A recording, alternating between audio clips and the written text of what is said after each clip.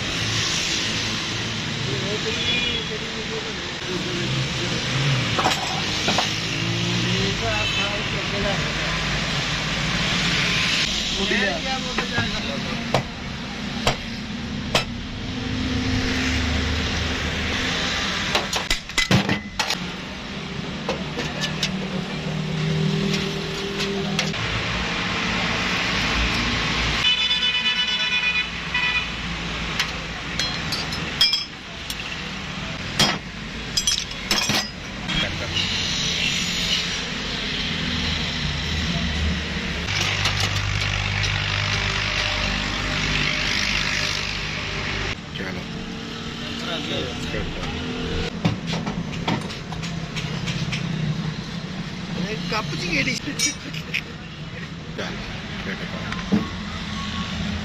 ਚੱਲ ਆਣਾ ਪਿੱਛੇ ਬਹਿ ਗਿਆ ਐਡਾ ਵੱਡਾ ਤੇ ਇੰਨਾ ਜਿੰਨਾ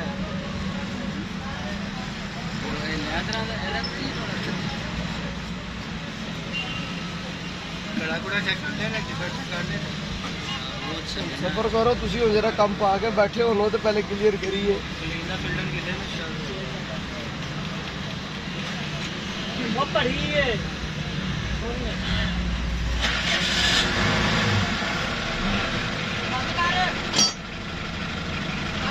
ਚੱਲ ਮੈਂ ਰੋਕਿਆ ਹੋਇਆ ਹੁੰਦਾ ਨਾ ਦੱਸ ਦਿਆ ਕਰ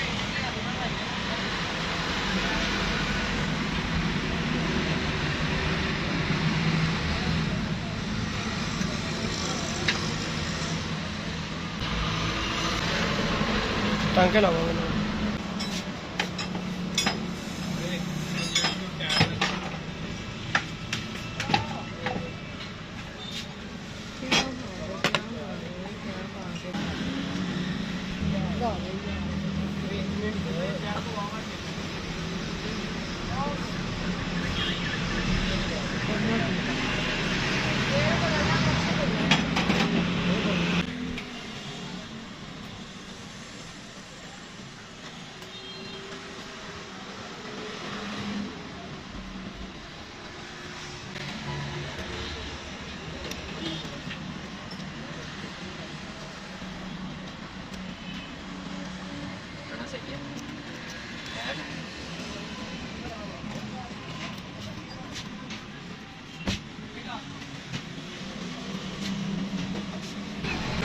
ਇਹਨੂੰ ਇੱਧਰ ਸੁੱਟ ਦੇ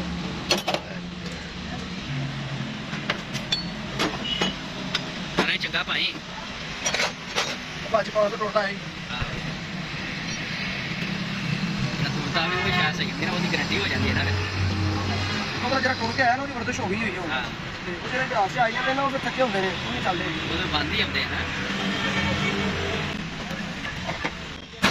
ਜਿਹੜਾ ਵੀ ਚੱਲ ਕਰ ਚੈਨਲ ਨੂੰ ਛੋਟੇ ਪੈਰਾਂ ਵੀ ਚੈੱਕ ਕਰ ਜਾਏਗਾ ਹਾਂ ਉਹ ਚਟਾੜੀ ਕਲਰ ਕਰ ਸ਼ਾਵਰ ਆ ਤੇ ਜੀ ਰੋਟੇ ਆਉਂਦੇ ਆ ਹਾਂ ਜੀ ਪਾਈਏ ਤੇ ਉਹ ਕਿੰਨਾ ਹੋ ਰਿਹਾ ਜੀ ਰੋਟ ਜੀਟੀ ਰੋਡ ਦਾ ਤੇ ਉਹੀ 50 ਹੀ ਹੈ ਅੱਛਾ ਇਹਦੇ ਕੀਤਾ 100 ਹੋਣਾ 110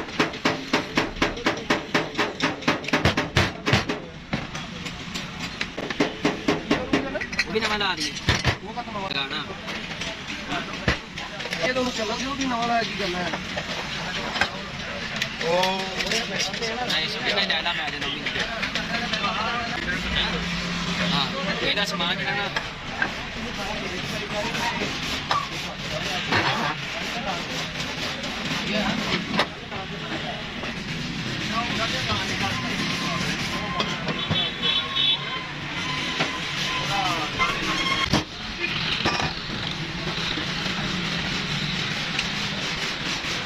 बढ़िया बात है नहीं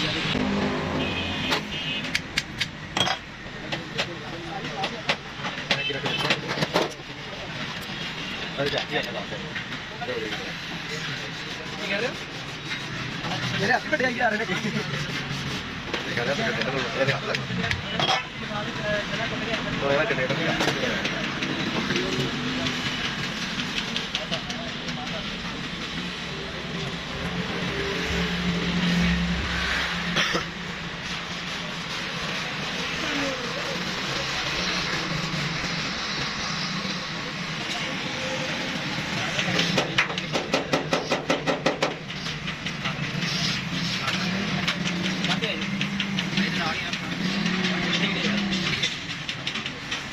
ਉਹ ਕਿੱਥੇ ਜਾਣਾ ਫਿਰ ਉਹ ਦੱਸੋ ਕਰਨਾ ਸੀ ਉਹ ਅਸੀਂ ਬੈਟਰੀ ਤੇ ਦੁਕਾਨ ਤੇ ਰਾਂਗੇ ਤੋਂ ਬੈਟਰੀ ਆਪੇ ਕਿਤੇ ਲੱਗੇ ਨਹੀਂ ਟਿਕਿਆ ਅਜੇ ਫੜਿਆ ਮੈਂ ਕਿਹਾ ਨਹੀਂ ਜਾਂਦਾ ਇਹ ਨਹੀਂ ਇਹ ਨਹੀਂ ਥੱਲੇ ਜਾਂਦਾ ਨਹੀਂ ਘਰ ਫੜਿਆ ਹੋਇਆ ਚਾਰਜਰ ਤੇ ਹੋ ਹੀ ਜਾਣੀ ਹੈ, ਏਡੀ ਨਵੀਂ ਬੈਟਰੀ ਹੈ, ਏਡਾ ਦੀ ਟੈਨਸ਼ਨ ਹੈ। ਰਾਤੀ ਲਾਈਟਾਂ ਬਾਲ ਕੇ ਆਇਆ ਨਾ, ਕੋਈ ਨਹੀਂ ਫਰਕ ਪੈਂਦਾ ਹੈਗਾ ਯਾਰ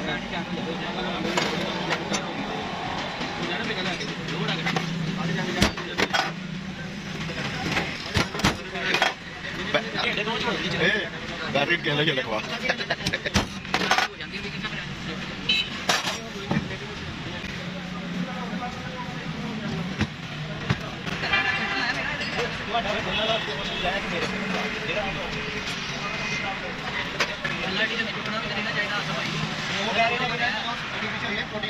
ਭਾਈ ਅੱਗੇ ਪਿੱਛੇ ਕਿਵੇਂ ਹੋ ਗਿਆ ਮੈਨੂੰ ਇਹ ਦੱਸ। ਫਿਰ ਫਿਲਟਰ ਸਲਿਪ ਹੋਣਾ ਚਾਹੀਦਾ। ਮੈਂ ਜਿੰਨਾ ਕਿ ਟੈਟ ਕੀਤਾ ਨਾ ਫਿਲਟਰ ਸਲਿਪ ਹੋਣਾ ਚਾਹੀਦਾ। ਜੇ ਛੱਲਾ ਨਿਕਲ ਗਿਆ ਨਾ ਹੋਏਗਾ ਕਿ ਬੜਾ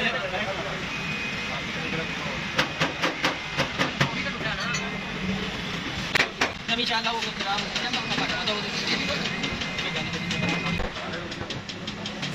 ਆ ਤਾਂ ਭਾਈ